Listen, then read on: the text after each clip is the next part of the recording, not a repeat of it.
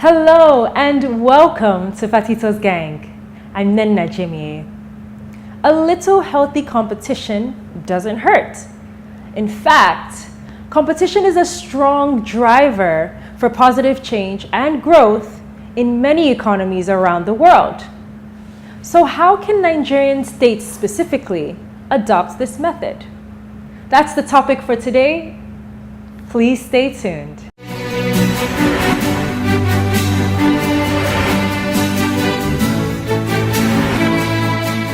This is Fatito's Gang. And today we're talking competition amongst the states. How can the states compete for progress? For many who are familiar with me, this is a very frequent topic, let's say, because it's very dear to my heart.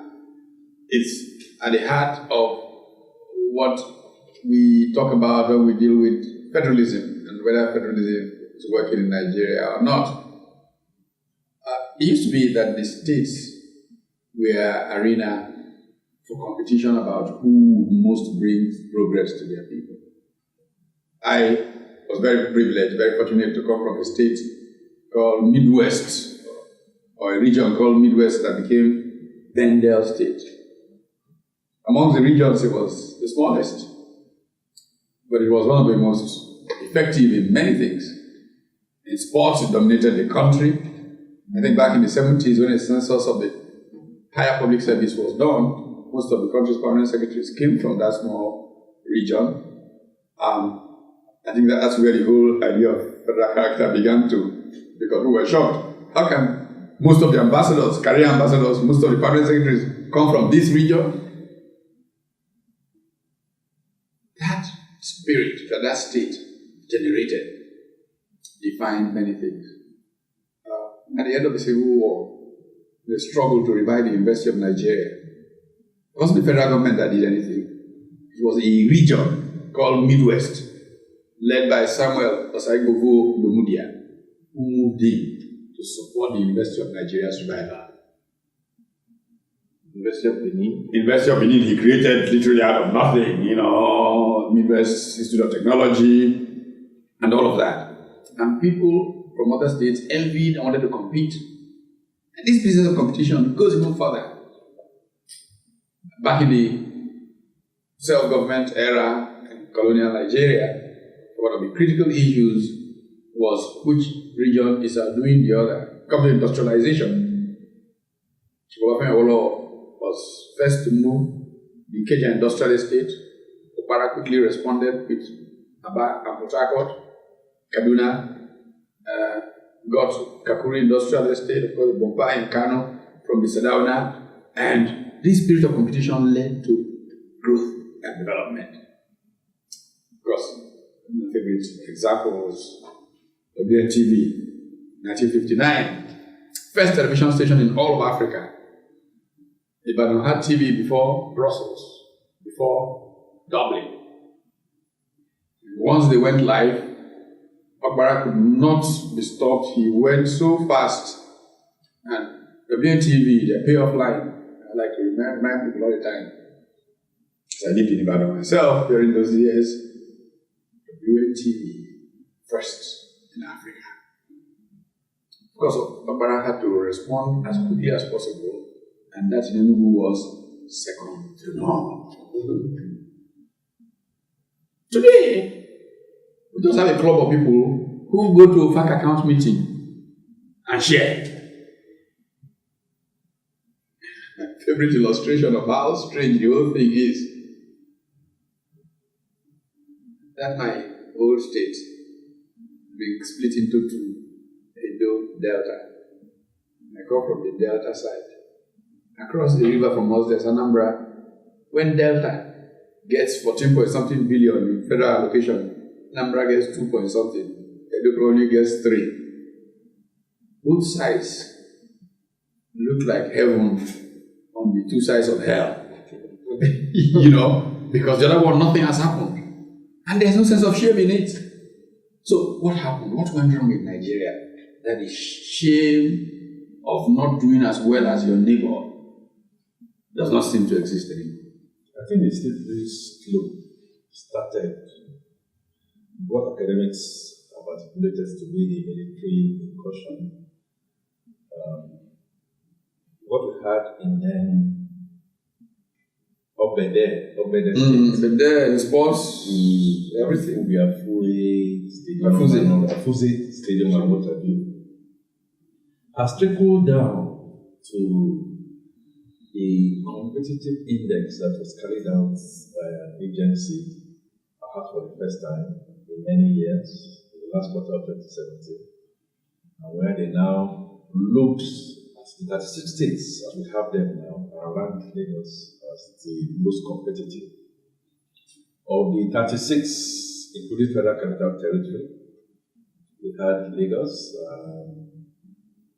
Delta came second, I think Rivers State came third, and at the bottom of that ranking was Borno and Gombe. The index also looked at human capacity development, still ranked Lagos as number one, and then ranked Borno, for obvious reasons, Borno and Zamfara as least devastating effects of war and what have you, Boko Haram insurgency. What has happened basically is the fact that the mentality that I can do little and get a little bit much more from the federal structure is the name of the game. Of the 770, how many local governments that we have in Nigeria, you know how the military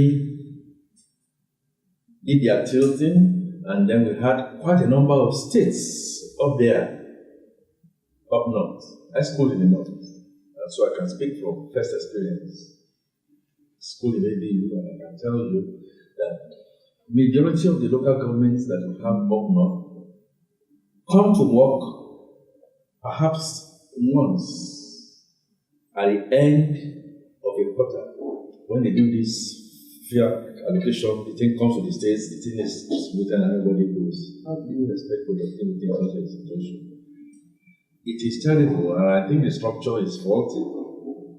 The foundation is faulty. We need to go back and all agree that we must continue to do something to bake the cake, because the cake that we have is fast gone. In fact, it's fast consumed. And we haven't shown anything to either replenish or replace. And I think in all of this, patriotism, because just like the analogy that Prof has made and yours too, we know in those days people have that zeal, they are patriotic, and we practiced true federalism. But when we just oppose that with what we have now, people travel, get handouts, they are not accountable, some of them squander, there is no strong deterrent. And so you see that if we are talking about progress, if there is no goods, no development, there cannot be progress. Then when we talk about competitiveness, healthy one for that matter. So the analysis, where Lagos, ranked first. Look at in those days, you talk about those states that are well known for sports, those are well known for education. I think we have to go back, to the drawing board, the basis. But I don't want to be so pessimistic. I'm still an incurable optimist, and I'm so optimistic that when we go back, to the foundation, we'll get to such level that we'll now be able to have healthy. One of the nice things about being incurable is that you don't need a doctor. I would like to look at the issue from a slightly different perspective, because before you talk about competitiveness and growth, you have to talk about viability of the enterprise. And if you look at the First Republic, which was the closest approximation to what you had in America, where units came together to form a nation. And you look at the formation of the Midwest, the agitation, the proposals for the creation of the state that addressed viability and all of that before it was created. And ask yourself, what was the overriding interest and motive for the subsequent state creation that landed us in this 36 state structure now. Viability, in my view, was not one of them. It was actually fear of domination. I'll give you a typical example. In the 1967 boundary demarcations that created the phase state structure, there was a village in today's Imo State. Now it's divided between Imo and Rivers State, Ebema. Ebema was made up of 5 villages. 3 were oil-bearing, 2 had no oil. Those who demarcated the state allocated those 3 that had oil to River State and the 2 that had none to Imo State. So in this creation, it was just about, look, apart from we don't want the other side to dominate the other side, it's also how do we ensure that this side does not thrive to the extent that it will threaten the federation again. And that has continued today. So if we want to return to competitiveness, we have to address viability. And then 2 twin issues, political control and economic control.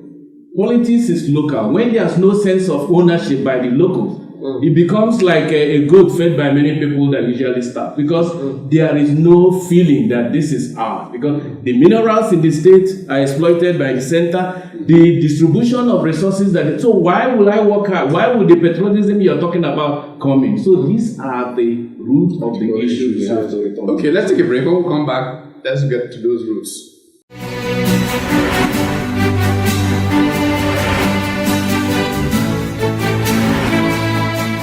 According to the gang, lack of consistency and lack of patriotism hinder the growth of Nigeria's state economies. What else contributes to this?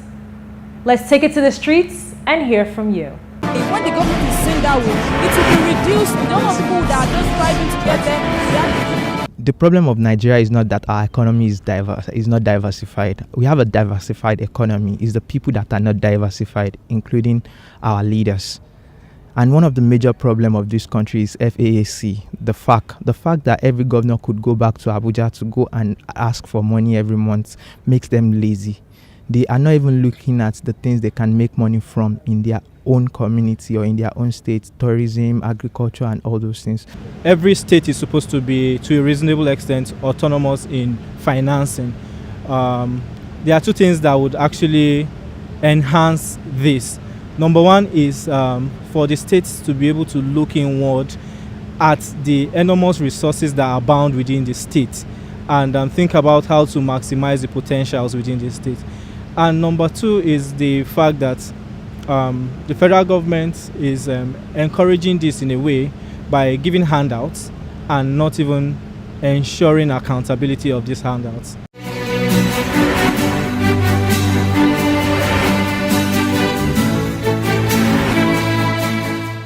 Back to this root business, dentists to the root canal, the drill to the bottom.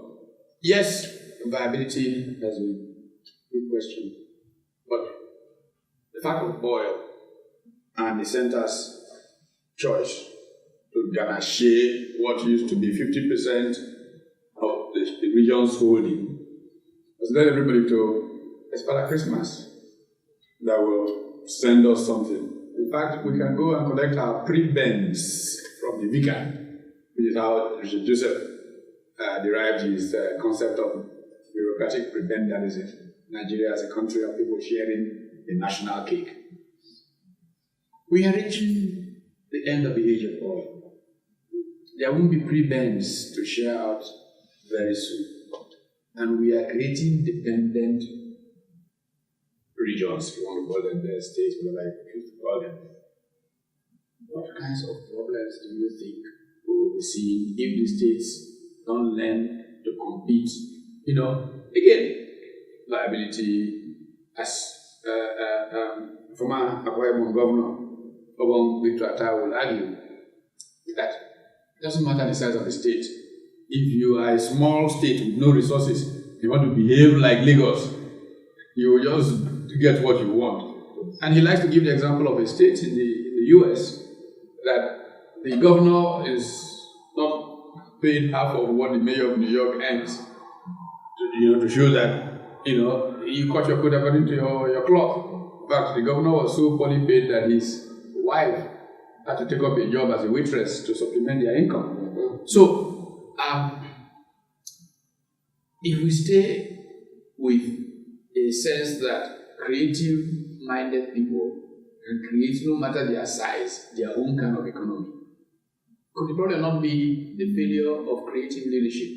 Because you can have that small, today's unviable state become the new Singapore within Nigeria. Because it has intelligent people coming up with ideas of how to dominate a certain value chain that they can, This is kind of the... But what happened to Dubai?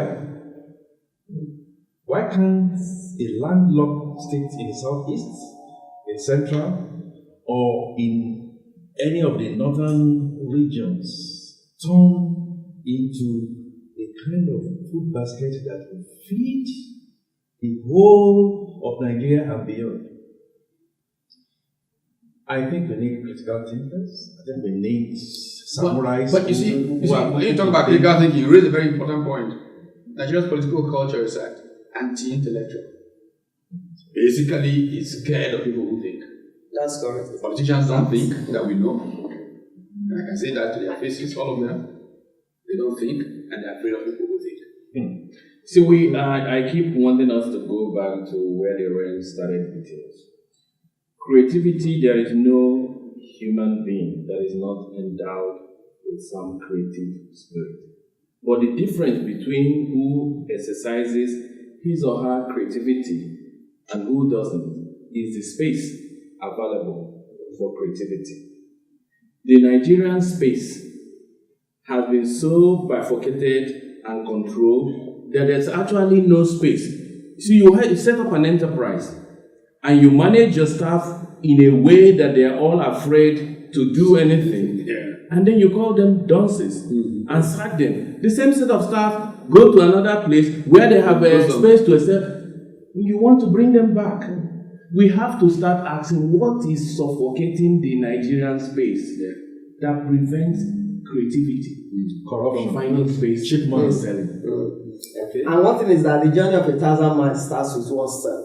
So when we start, we've gone beyond now. The gang has gone beyond the question of organizing now and trying to organize. And then when we constrict, like what you said, you constrict, that space, we will see that as we speak, that Nigerian destiny is bound by the chain of corruption, and we need to break that chain. I'm sure by the time we're able to break that chain, which we've started doing, then we will see that our states will continue to thrive. There will be no need for people traveling to Dubai, traveling to Singapore, and all this, because even if you read their history, they started from, within that small space. So there must be better synergy, and then the fear, the phobia that people have, that if one is competing effectively, then you have the phobia, they have to put that person down at all costs, and then the states. Yeah, it seems to me that one of the big problems is that we have a zero-sum mindset, where people think that if Lagos makes progress, it means that the next state is losing something. Yeah. So they will play this lose-win game, whereas it can be win-win. All can win in synergy. Yeah. And you really, as you look at the various states of the country, you see that they can even cooperate to compete. The kind of co-opetition in which you elevate the advantages of each one in a way that everybody profits from it. But we're not doing enough of that. Lagos is profiting from the ports. And you're creating congestion. You're going to have problems down the line in Lagos. But you don't want Warri Port to thrive. You don't want Calabar. You don't want Cocoa to thrive. And the only port that is working is Lagos. And now we'll get to a point, gridlock in Lagos. So that conscription that Innocent is talking about is man-made. Yeah. Almost created. And one of the stifling things that stares us in the face in the year we are going to, in the year of election 2009, is control of power. 2019, control of power. It's like the mindset is such that, there are two parties, octogenarians are going to. So what happens to the vast majority? We all just sit down. We all just sit down and don't just take it like you say. And the constitution that you're talking about is such that those who have designed these things are not going to let it go easily. So you have to, the balance of suffrage, but you just have to there is something that happened during Babangida era that I still feel contributes to what we are experiencing today, which is why the space, in Nigeria, in trying to solve one problem, we create several. Now, during Babangida's political bureau engineered the debate across the country, everybody felt, why we are not united is that we have this plethora of regional parties. Let's force national parties so that people will think nationally and not regionally. And then they went about creating these two parties, which failed. But under this republic, it was revived, and at any point in time, you have two national parties, which has brought people together. But the unintended consequences is that we have two parties now that have no local ownership, no local membership, no local base, and a set of godfathers at the center now determine who runs and who governs right down to local government level. So when you talk about a small state being restricted to its small resources and rewarding itself according to that, that is not the case, because the local people would come together through primaries and elections, determine who will represent them. When they get to national level, they remove those names and put those ones who will be amenable to those at the center. And at the end of the day, the people have no ways of controlling who they elected. The realities are staring us in the face. We're still getting cheap money from oil, which is dwindling, and new technology is already dissipating. Back to ask the question, beyond oil. If we don't put our critical thinking caps, generations coming after us will come to the graves of many who are living today, spit there on the course. While you were there, you didn't do nothing. You saw that everything was going southwards. You did nothing because you felt you were very, very comfortable. And such causes perhaps will meet you wherever, whether you're in heaven or in hell, irrespective. But the clearing call is clear. If Rwanda could do it, if Tanzania will make an attempt and is doing what it's doing, and if Ethiopia is doing it, why can't Nigeria? So it should not be yes we can, but yes we must.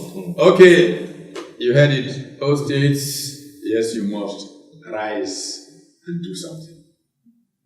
See you.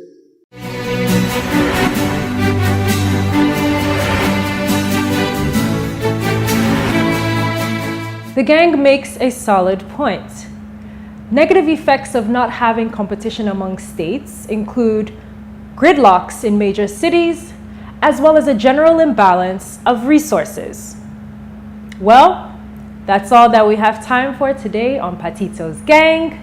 Thank you for joining us. We hope you found today's episode to be informative and enlightening.